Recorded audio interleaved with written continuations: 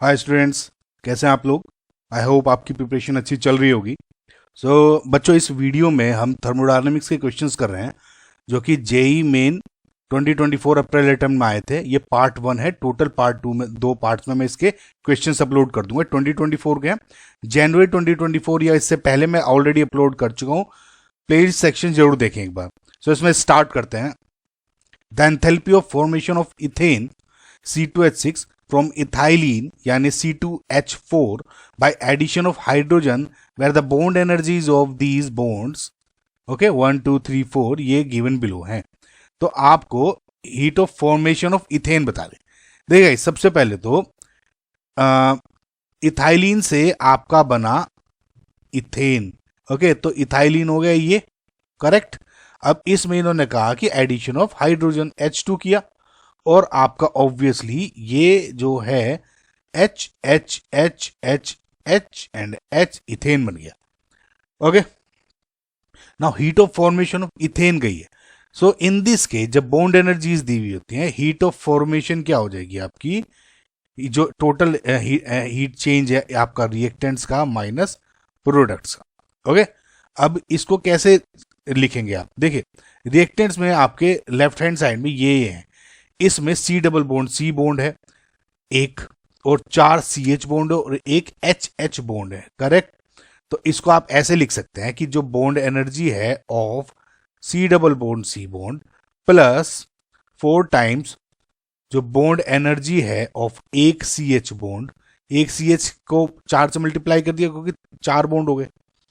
Okay, plus जो bond energy है of एक HH बॉन्ड, इसको हो गया ये वाला, और इसको इस वाले से माइनस कर दीजिए, यानी माइनस बॉन्ड एनर्जी ऑफ एक CC bond, correct, plus 6 times bond energy of ये एक CH बॉन्ड, क्योंकि 6 है तो टोटल हमने 6 से मल्टीप्लाई कर दिया। ओके, सो इसमें अब इनकी बस आपको वैल्यूज रखनी है।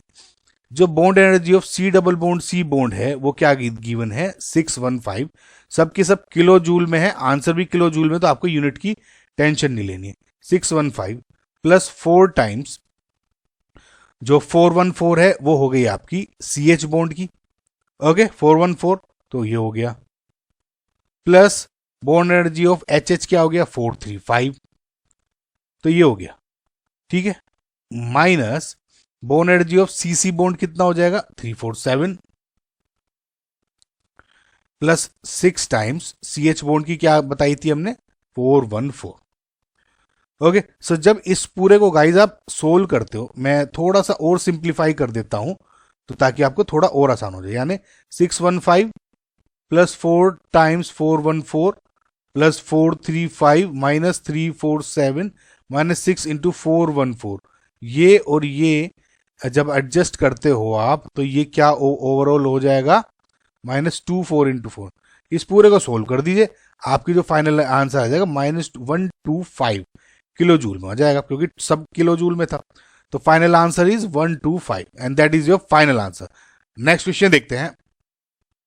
3 moles of an ideal gas are compressed isothermally from 60 liter to 20 liters using constant pressure of 5 atm. Heat exchange Q for the composition is minus में लीटर एटमोस्फेयर में पूछा है। सबसे पहले आइसोथर्मल कंडीशंस दी हुई हैं, तो we know del U is equal to 0 हो जाएगा। Okay, now from the formula जो del U equal to Q plus W आप यूज करते हो, जब ये 0 हो गया तो Q will be equal to minus of work done. Okay, now अब ये W कैसे निकालोगे, एक चीज देखिए आप, आपने ये क्या गिवन है, देखिए कंप्रेस हो रहा है, एक्सपेंड हो रहा है, उससे मुझे फिलहाल मतलब नहीं, मैं आपको एक जो चीज बताने जा रहा हूं। सपोज ये V1 है और ये V2 है। ओके, जब भी आप केमिस्ट्री में, थर्मोडायनेमिक्स में जब ये चीज पढ़ते हो ना, तो जब भी वर्क डन जो कैलकुलेट होता है is measured against constant external pressure. External pressure, internal नहीं। फिजिक्स में आप इंटरनल का देखते हैं और केमिस्ट्री में आप हमेशा एक्सटर्नल के अगेंस्ट देखते हो, यानी एक्सपेंड भी हो रहा है या कंप्रेस भी हो रहा है, तो एक्सटर्नल प्रेशर कितना लग रहा था, उसका साइन डिफरेंट हो सकता है लेकिन एक्सटर्नल प्रेशर के अकॉर्डिंग आप वर्क डन कैलकुलेट करते हो। ओके, सो इसलिए जब आप एक्सटर्नल प्रेशर के अगेंस्ट कैलकुलेट करते हो तो उसमें माइनस साइन हो जाता है, यानी W equals to minus P external into del V. Okay, तो ये आपका क्या हो जाएगा, minus into minus P external into V2 minus V1। Okay, और माइनस माइनस यानी P external into V2 minus V1। और ये बस आपका लास्ट फॉर्मूला है जिसमें आपको कैलकुलेट करके आंसर लाना है। बस आपको ये आइसोथर्मल कंडीशंस में या में डेल यू इक्वल्स टू 0 और हमेशा जो आप वर्क डन कैलकुलेट करते हो उसमें माइनस साइन आएगा, वो बहुत जरूरी है। अब पी एक्सटर्नल कितना दिया हुआ है, 5 ATM, 5 लिख लिया। V2 माइनस विन, V2 क्या है यहां पे 20, क्योंकि कंप्रेशन हो रहा था, माइनस 60, ये टोटल कितने में लीटर्स में, तो यानी 5 into minus of 40 ATM litre, यानी माइनस 200 लीटर एटमोस्फेयर जो हो गया आपका एनर्जी एक्सचेंज हो गया। माइनस साइन है यानी 200 will be your final answer. Next question देखते हैं। Given below are two statements, assertion and reasoning type के क्वेश्चन है। देखिए असर्शन दिया हुआ है, enthalpy of neutralisation of strong monobasic acid with strong monoacidic base is always minus 57 kilojoule per mole.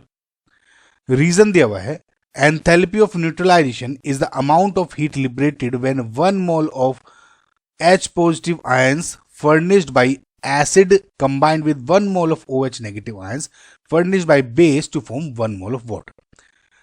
In simple terms सबसे पहले आपको यह पता होना चाहिए कि एंथैल्पी ऑफ न्यूट्रलाइजेशन होता क्या है।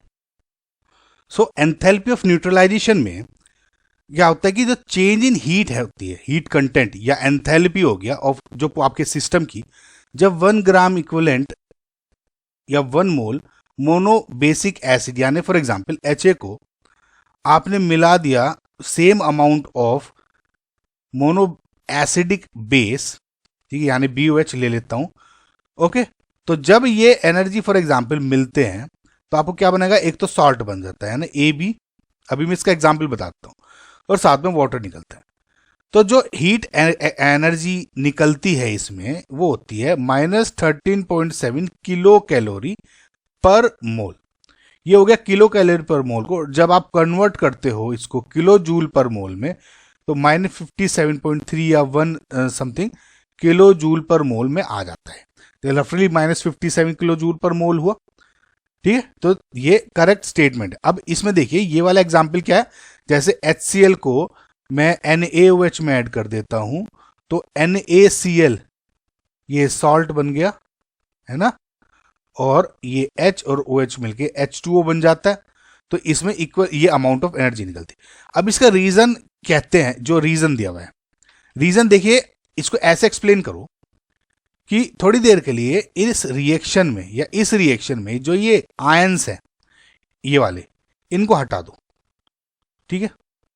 अगर मैं इसको हटा देता हूं तो रिएक्शन क्या हो जाएगी, यहां से H प्लस, सेम इसमें H प्लस, OH नेगेटिव, और सॉल्ट नहीं, सिंपल H2O बना।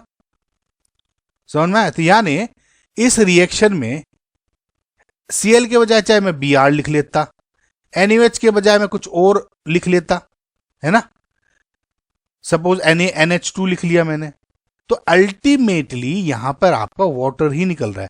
तो इररेस्पेक्टिव ऑफ दीज आयंस ये जो आपका वाटर ही बन रहा है, और इसमें जो हीट इवॉल्व हो रही है is del H equals to minus 57 kilo joule पर मोल या माइनस 13.7 किलो कैलोरी पर मोल। समझ में? तो इसका मतलब ये फिक्स है, और इसका बिकॉज क्यों HI और OH टोटल मिलके H2 ही बना रहे। आई होप गाइज आपको थोड़ा बहुत बेसिक समझ में आया होगा। सो इसका मतलब जो करेक्ट आंसर क्या हो गया कि बोथ जो स्टेटमेंट हैं, both A and B are true and R is the correct explanation of A। Next question देखते हैं। The heat of combustion of solid benzoic acid at constant volume is this. The heat of combustion at constant pressure, ये given है। The value of X, देखिए बहुत easy question है, बस थोड़ा सा आपको समझ में आना चाहिए कि किस तरह की क्या चीजें पूछी हुई हैं। देखिए सबसे पहले तो बेंजोइक एसिड क्या होता है ये, ठीक है, और जब बेंजोइक एसिड को आप कंबेशन कर रहे हो obviously in the presence of oxygen, तो CO2 एंड H2 निकलता है। इसको अगर आप बैलेंस आउट करेंगे तो ये बैठ जाता है 15/2 यहाँ पे 7 और 3। अब आप कहोगे ये कैसे किया? देखिए इसको आप सिंपल C6H5COOH ऐसे लिख लो और इसके अकॉर्डिंग बैलेंस आउट कर लो, बहुत इजी हो जाएगा आपके लिए। ठीक है, नाउ इसमें जो बेंजोइक एसिड क्या है, सॉलिड का होता है ऑब्वियसली, ये गैसेस स्टेट, ये भी गैसेस स्टेट है, ये लिक्विड स्टेट में।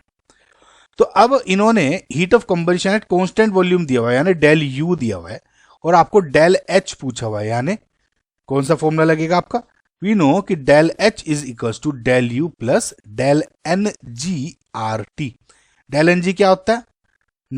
नंबर ऑफ जो गैसियस रिएक्टेंट्स है in product minus reactant total, इसमें एक ही है NH7, इसमें -15/2 हो जाएगा, तो यानी ये हो जाएगा -½ ओके। सो डेल यू क्या दिया है? -321.30 किलो जूल में ही है, okay, leave it be kilo joule. और डेल एन जी यानी -½ इंटू आर क्या है? सिंपल आर लिख लो, आर कुछ नहीं दिया हुआ है, और टी यहाँ पे हो गया आपका 27 डिग्री सेंटीग्रेड। ठीक है, आर किलो केल्विन में होता है, तो 23 इसको आप इसमें कर ले 27 + 273, तो आपका हो जाएगा ये 300 ओके इंटू 300। इसको सोल्व करें, -321.30 -150 इंटू आर ओके। अब इसको इससे कंपेयर करोगे यानी तो -XR ही हो गया -150R, तो x की वैल्यू क्या होगी? 150। सो आई होप गाइज आपको जो क्वेश्चन है वो समझ में आया होगा। अब कुछ क्वेश्चन स्टूडेंट्स को कंफ्यूजन हो गया होगा कि आपने 300 में क्यों कन्वर्ट कर दिया 27 किलो का। देखिए जो ये फॉर्मूला यूज होता है इसमें अगर आप देखेंगे तो सब के सब टेम्परेचर वगैरह जो होता है वो केल्विन में लिया जाता है ना, तो ये ध्यान रखना। ठीक है, so final answer is 150। Next question देखते हैं। Combustion of 1 mole of benzene is expressed as this. The standard enthalpy of combustion of 2 mole of benzene is -x kilojoule. x पूछा हुआ है। देखिए 2 मोल का बोला हुआ है, अब इन सब में पर मोल दिया हुआ है। अब एक बात ध्यान से देखना, बहुत इजी क्वेश्चन है ये भी। इन्होंने ये रिएक्शंस दी हुई हैं और इसके अकॉर्डिंग आपको ये रिएक्शन बनानी है और सिंपल कैलकुलेशन करनी है, बहुत ईजी है। देखिए standard enthalpy of formation of 1 mole of C6H6 for the ये रिएक्शन दी हुई है 6C3H2 ये वाली, तो ये होगी पहली रिएक्शन ओके। दूसरी रिएक्शन होगी आपका CO2 की प्रोड्यूस की, इसकी ये हो गई। और तीसरी H2 हाफ O2 H2 बना रहा। अगर आप इसमें गौर से देखेंगे, इनमें C6H6 का एंथैल्पी ऑफ फॉर्मेशन दे दिया, CO2 का एंथैल्पी ऑफ फॉर्मेशन दे दिया, H2O का दे दिया, और हाफ जो ऑक्सीजन है वो यहाँ पे गिवन है। आपको इसको किस तरह से तोड़ मरोड़ना है, एडजस्ट करने की, ताकि रिएक्शन ऊपर वाली बन जाए। एंड अकॉर्डिंगली आपके साइन इसके चेंज हो जाएंगे, मल्टीप्लीकेशन वगैरह। कैसे? आपको सिंपल क्या करना है, पहली रिएक्शन को कर दो रिवर्स ओके। पहली रिएक्शन को कर दिया आपने इसमें रिवर्स, दूसरी रिएक्शन को आप कर दो 6 से मल्टीप्लाई, और तीसरी रिएक्शन को कर दो आप 3 से मल्टीप्लाई। ये क्यों किया मैंने, अभी आपको समझ में आ जाएगा। पहली जब आप रिएक्शन को रिवर्स करते हो तो C6H6 6C + 3H2 हो गया ओके। अब ये इसलिए क्यों किया, क्योंकि C6H6 यहां पे लेफ्ट साइड में है, तो इसलिए लेफ्ट साइड के लिए। जैसे आपने इसके साइन रिवर्स कर दिया तो इसका जो सिंबल है ये क्या हो जाएगा, +48 था तो -48.5। सेकेंड रिएक्शन को आपने 6 से मल्टीप्लाई किया, यानी ये हो जाएगा 6C + 6O2 गिव्स 6CO2। ये क्यों किया आपने, ताकि राइट हैंड साइड में यहाँ 6 था, CO2 था, यहाँ भी राइट हैंड से, तो आपने इसलिए कर दिया। तो इसको आप मल्टीप्लाई कर किससे कर देंगे, 6 से, यानी -6 × 393.5, ये हो गई आपकी एक। थर्ड रिएक्शन को आपने 3 से मल्टीप्लाई किया था 3H2O के लिए, तो इसमें 3H2 हो जाएगा। 3H2 + 3/2O2 यानी 3H2O, तो यहाँ पे क्या हो जाएगा, -3 × 286 सब के सब किलो जूल पर मोल में है, यानी एक मोल का है, तो ध्यान देना। अब जब इसको आप ऐड कर देते देखिए क्या आएगा। जो इधर आपका 3H2 है वो इससे कट गया, 6C है वो इससे कट गया, ठीक है। अब बचा क्या, देखिए C6H6, तो यहाँ पे 6 और प्लस 3/2 क्या हो जाएगा, 15/2 O2। ओके, और राइट हैंड साइड में क्या हो गया, 6CO2 प्लस 3H2, यानी ऐड करके फाइनल ये रिएक्शन बन गई। ओके, तो इसको ऐड करके क्या हो जाएगा, यानी -48.5 -6 इंटू 393.5 -3 इंटू 286, ये था किलो जूल पर मोल में सब का सब। तो इसको जब आप कैलकुलेट करोगे तो इसकी वैल्यू क्या आ जाए आपकी, -3267.5 किलो जूल पर मोल, ठीक है। ये हो गया पर मोल, यानी एक मोल के लिए। 2 मोल के लिए किया है तो -2 इंटू 3267.5 कर देंगे, जो कि आ जाएगा -6535 kilo joule, okay, for 2 moles, यानी 6535, माइनस साइन दिया हुआ था -x, तो x क्या हो गया 6535। आई होप गाइज आपको समझ में आया होगा। नेक्स्ट क्वेश्चन देखते हैं। For the reaction at 298 kelvin, ये रिएक्शन दी हुई है, डेल एच दिया हुआ है, डेल एस दिया हुआ है, the reaction will be become spontaneous above कितने के। देखिए सिंपल सा एक फंडा है, ये इस पे बहुत बार क्वेश्चन पूछे हुए हैं। देखिए ये हो गया डेल जी, और ये सपोज एक्सटेंट ऑफ रिएक्शन, और एक सिंपल सा बहुत कॉमन ग्राफ है, आपने पिछले कई क्वेश्चंस में भी देखा होगा। तो जब आप इसको देखते हैं, जैसे सपोज इस पॉइंट पे del G is greater than, del G is less than 0, इस पॉइंट पर पैरेलल होगी सपोज ये इसके, तो del G is equal to 0, और यहाँ पे del G is greater than 0 हो गया। क्यों, क्योंकि देखिए ये और ये चेंज अगर देखोगे, ये G2 माइनस G1 ये लेस है, ग्रेटर लेस देन 0 हो जाएगा, सिंपल मैथ्स है गाइस। तो जब del G is less than 0 या नेगेटिव होता है तो this is a spontaneous reaction. जब del G is equal to 0 है तो ये this is a, we can say कि रिएक्शन इज एट इक्विलिब्रियम। और जब del G is greater than 0 यानी पॉजिटिव होता है तो नॉन स्पॉन्टेनियस हो जाता है। तो मेरा reaction will become spontaneous when del G is less than 0। Del G की वैल्यू क्या होती है, del H minus T del S less than 0, यानी T del S is greater than del H, यानी T is greater than del H upon del S. इसकी यानी T greater than del H क्या है, ये किलो जू 400 किलो जूल पर mole multiply by या divided by हो जाएगा इसमें डेल एस, यानी 0.2 किलो जूल पर मोल पर केल्विन।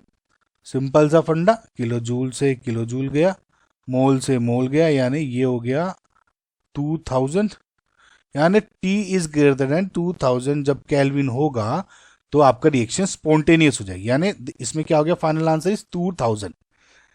ओके, नेक्स्ट क्वेश्चन देखते हैं। When del H vap is equals to 30 kilo joule पर मोल और del S vaporization is 75 joule पर मोल पर kelvin, when then the temperature of vapor at 1 atmosphere is। देखिए ये तो बहुत डायरेक्ट बेस्ड फॉर्मूला हो गया। वी नो दैट, देखिए जो डेल एस वेपोराइजेशन होता है is equals to del H vaporization upon T boiling point. देखिए कहाँ से आया, जब वी नो कि जो, देखिए ये सब जो कैलकुलेशन होती है वो हम कह रहे हैं कि जब बॉइलिंग पॉइंट पे हो रहा है, यानी जो लिक्विड और जो वेपर है आर एट इक्विलिब्रियम, इसका मतलब del G is equal to 0 हो जाएगा, यानी del H vap, okay, minus T boiling point into del S vaporization, okay, is equal to 0, यानी del H vap is equal to T boiling point into del S vaporization. So यहां से ये formula बन गया। Okay, इतना समझ में आपको। अब इसमें बस आपको वैल्यूज रखनी है। द टेम्परेचर ऑफ वेपर क्या पूछा हुआ है, यानी T boiling point is equal to del H vaporization divide by del S vap. So जब आप वैल्यू रखोगे तो क्या हो जाएगा, डेल एच क्या हो गया 30 किलो जूल पर मोल। डेल एस क्या है? 75 जूल पर मोल पर केल्विन। ये किलो में था, ये जूल में था, तो एक काम करता हूँ, किलो हटा के यहाँ 1000 से मल्टीप्लाई हो जाएगी। ओके, जूल से जूल कैंसिल, मोल से मोल कैंसिल। ओके, तो ये क्या हो गया? T B P is equals to 30 into 1000 divide by 75। ये इक्वल्स टू क्या हो जाएगा? 400 केल्विन के, क्योंकि केल्विन में ना। So this will be your final answer. I hope guys आपको क्वेश्चन समझ में आया होगा। सो गाइज बाकी के जो क्वेश्चन होंगे हम नेक्स्ट वीडियो में देखेंगे, सेकंड पार्ट में। ठीक है, थैंक यू।